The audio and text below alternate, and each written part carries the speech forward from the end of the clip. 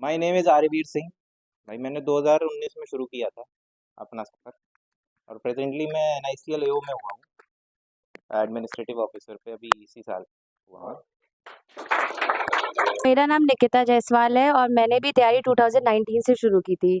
और पिछले साल मैंने एग्ज़ाम दिया था IBPS क्लर्क का, और अक्टूबर में एग्ज़ाम दिया मेंस, और रिज़ल्ट अप्रैल में आया 2023, और जॉइनिंग मेरी जुलाई में हुई है।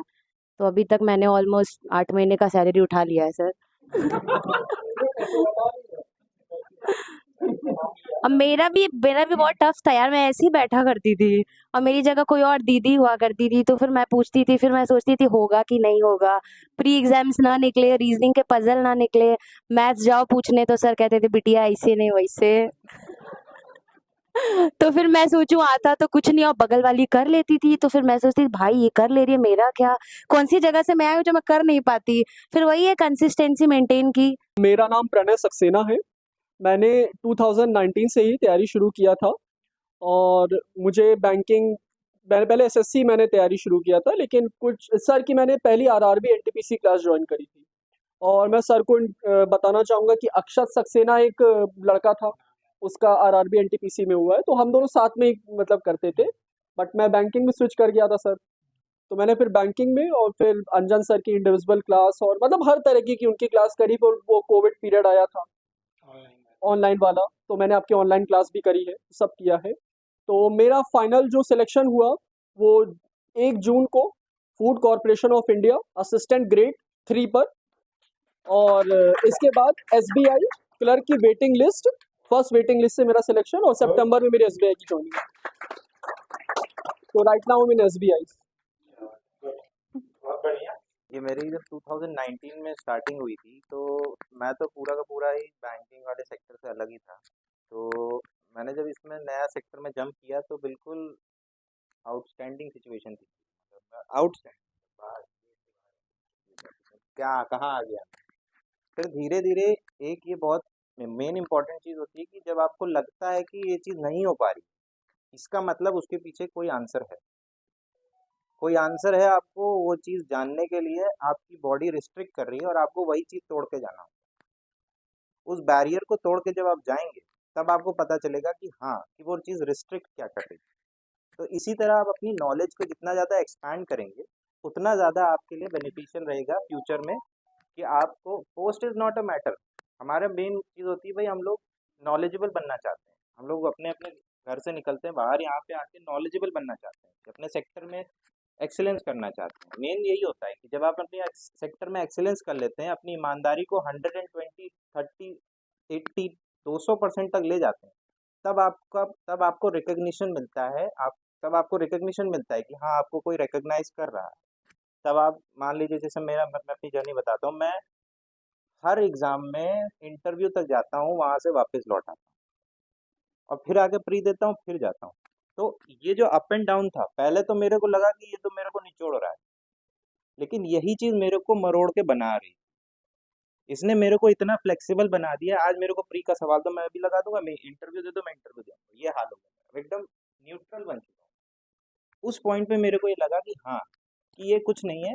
जब आप अपने आप को खुद से एक्सेप्ट करते हो कि हाँ, आप नॉलेजेबल बनना चाहते हो, उसके बाद ही ये सब कुछ चीज़ें बदलती हैं।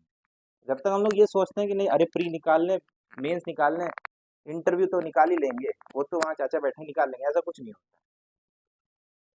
आपको एक मोमेंटम बना के जाना पड़ेगा। जब आपका मोमेंटम पीक पे होगा, उस समय आपको सिर्फ एक चीज़ ध्यान रखनी है कि किसी भी सिचुएशन में आपका मोमेंटम गिरना है। किसी भी सिचुएशन में अपना मोमेंटम आपने बनाया, मोमेंटम मेंटेन रखा है, ठीक है, सब हो रहा है, सही हो रहा है, ठीक हो रहा है, जाइए और सुकून से वापस आ जाइए। Don't consider it as an exam, consider it as a test of your own knowledge. 2019 में जब तैयारी की मैंने, तो फिर मैं क्या करती थी कि मैं जैसे सर कह रहे बदमाश थी, वो थोड़ी बहुत थी, मैं ज़्यादा नहीं थी।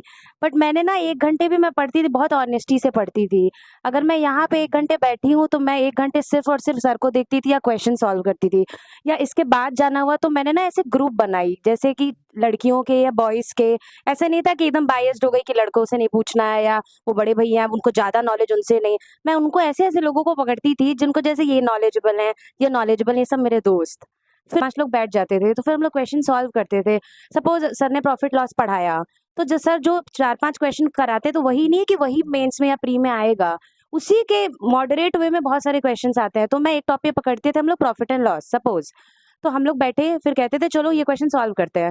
तो सपोज़ इस बंदे का कोई अलग अप्रोच, इस बंदे का कोई अलग अप्रोच, मेरा कुछ अलग तरीका, ऐसे करके एक-दूसरे पे ऐसे-ऐसे कन्वे करते कि तुम ऐसे, तुम वैसे। फिर हम लोग क्वेश्चंस ढूँढते थे। जैसे टेस्ट हुआ, उधर से पकड़े, या जी क्या स्पीड टेस्ट होता था ना, मॉक टेस्ट होता था, हाँ। उससे पढ़ो, उससे करते थे। फिर हम लोग ऑनलाइन क्वेश्चंस निकालते थे। फिर उसमें जो डाउट होता था, तो सर से आके पूछते थे। तो ऐसे हम रीज़निंग में भी सपोज़ पज़ल तो सबसे ज़्यादा टफ़ है, तो हम लोग पज़ल ये होता था कि हम लोग अगले दिन टारगेट बनाते थे कि 2-2 पज़ल एक-एक बंदा सॉल्व करके आएगा। तो मान लो मैंने 2 पज़ल अपने मन से मैं लेके आई और मैं सॉल्व की, मुझे नहीं आया या आया, फिर मैंने इसको कहा कि 2 पज़ल तुम लाओ। तो हम लोग एक-दूसरे को अपना अप्रोच बताते थे। तो मेरी थोड़ी रीज़निंग थोड़ी अच्छी थी, बोलना नहीं चाहिए बट रीज़निंग मेरी अच्छी थी। मैथ्स मेरी ठीक-ठाक थी बट रीज़निंग मेरी अच्छी थी, तो मैं सोचती थी कि रीज़निंग मैं बताऊँ, मैथ्स ये पढ़ाए। ऐसे था कि मैं जो जिसमें मैं अच्छी हूँ वो मैं करूँ, ये करे, तो इसमें हम लोग बैठ के ग्रुप बनाते थे।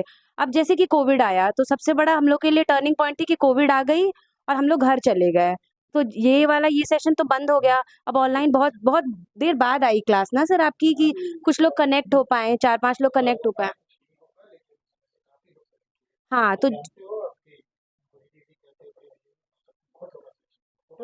हाँ, हाँ सर। हाँ सर, हाँ सर। तो सर जब कोविड आया, फिर कोविड में हमने पढ़ाई करना चालू किया, तो उस टाइम मेरे प्री निकले। फिर मैं सोचती थी भाई आज तो बस मैं बैंकर बन गई, हो गया मेरा। मैं मोहल्ले ढिंढोरा पीट आती थी कि मेरे प्री हो गए, अब तो मेरा बस हो जाना है।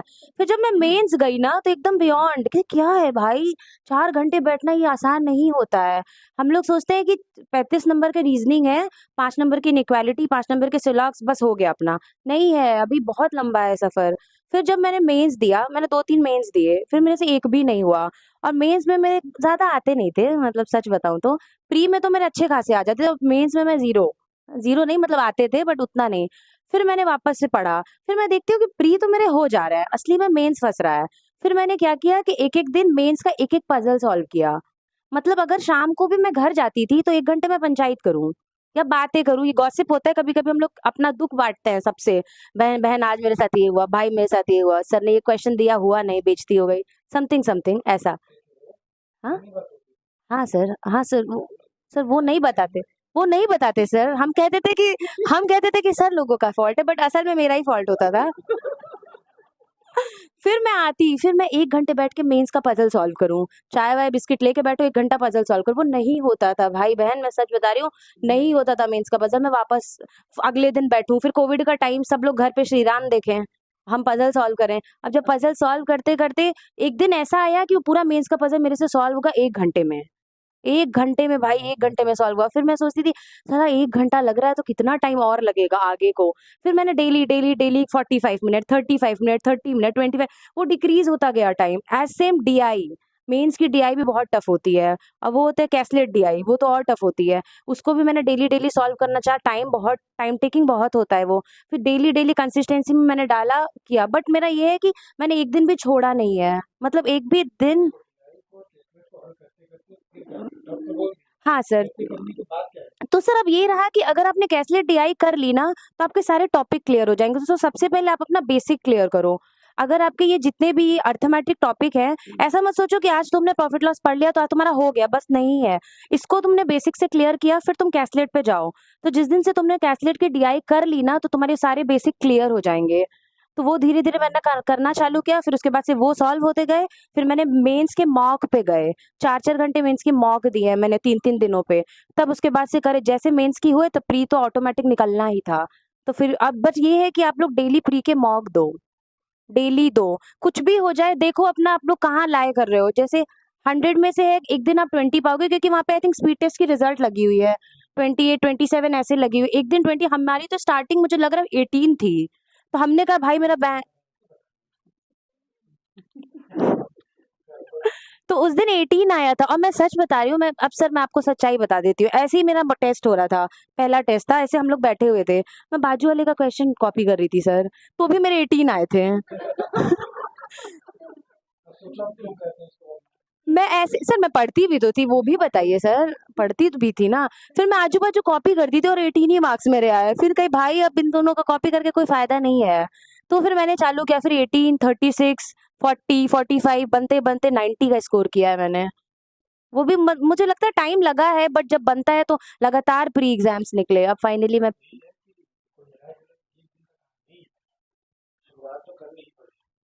Consistency matters. सर नहीं, मुझे लग रहा है 3-4 महीने, जैसे 3 महीना कंप्लीट हुआ सर, वैसे हुआ कि अब तो देना चाहिए, वो फिर अब ये है कि थोड़ा डिमोरलाइज हुए थे 25-30 मार्क्स देख के,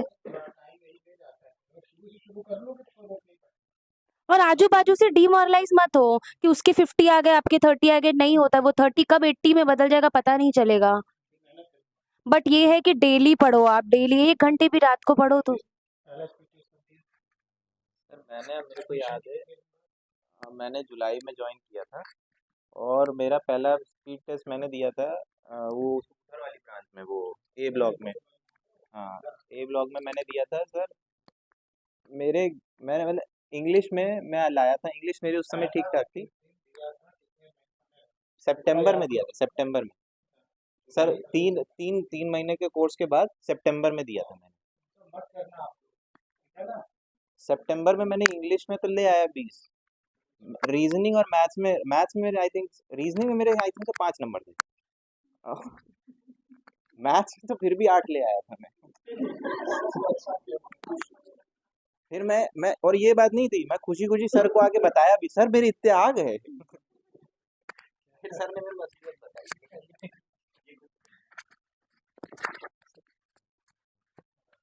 तो मेरा 2019 में, जैसे मैंने बताया था, स्टार्टिंग हुआ था, मैं ग्रेजुएशन कंप्लीट करके निकला था, और फिर मैंने आरआरबी एनटीपीसी पहले मतलब टारगेट किया, लेकिन मेरी साथ दिक्कत ये थी कि मैं वो बंदा हुआ करता था जिसे मैथ्स का 3/5 भी नहीं पता था।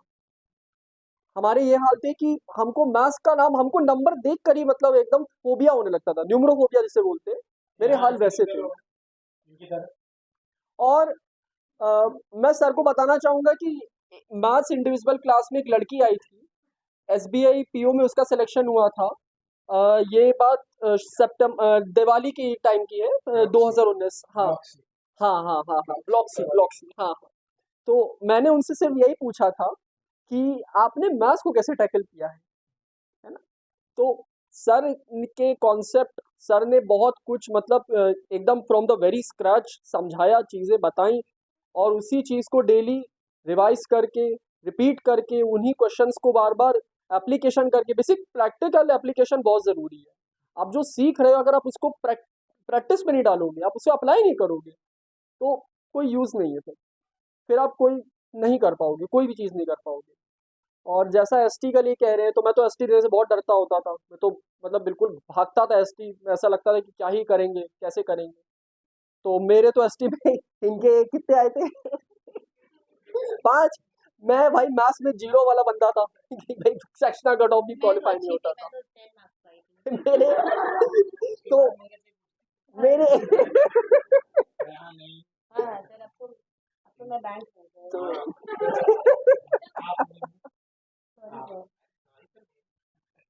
तो मेरे मेरे तो मैथ्स में बहुत ही खराब हालत थी। फिर मैंने आरआरबी पीओ का प्री जो था, पहली बार तो आरआरबी क्लर्क का दिया था, तो मेरे 38 नंबर आए थे केवल। प्रीलिम्स में सिर्फ 38 नंबर आया था। आप लोग जान लोगे आरआरबी क्लर्क की क्या मेरिट जाती है ना, प्रीलिम्स में। फिर उसके बाद मैंने आरआरबी पीओ का 2020 में, वही कोविड का जब पीरियड था, तो मैंने पेपर दिया, एंड मेरे बिल्कुल हाथ पर ठंडे हो गए। मैं आरआरबी पीओ में एकदम शॉक था कि भाई पेपर निकलेगा ही नहीं, होगा ही नहीं। तो वो वही पॉइंट था जहां पे मैं हार गया, वहीं पे हार गया। और ऐसे मेरे साथ एक नहीं, हजारों पेपर में ऐसा कई बार हुआ है। लेकिन फिर मुझे समझ में आया कि भाई टैकल करना पड़ेगा, या तो टैकल करो, नहीं तो फिर इस कॉम्पिटिटिव एग्जाम के भाई उससे निकल जाओ, कोई नहीं हो पाएगा। तो मैंने फिर मैथ्स को टैकल किया। मैंने कैट लेवल तक के क्वेश्चंस को सॉल्व किया, क्वांटम कैट सर्वेश के वर्मा, उसको भी मैंने सॉल्व किया है। सर के कॉन्सेप्ट्स को अप्लाई किया, सर के कॉन्सेप्ट्स लगाए। फिर 2020 में मेरा एसबीआई पीओ प्रीलिम्स क्वालिफाई हुआ था, और जैसा इन्होंने कहा कि भाई प्रीलिम्स क्वालिफाई होने के बाद आदमी लगता है कि भाई हाँ हम ही भगवान है, भाई हम ही अपने से भगवान है, ऐसा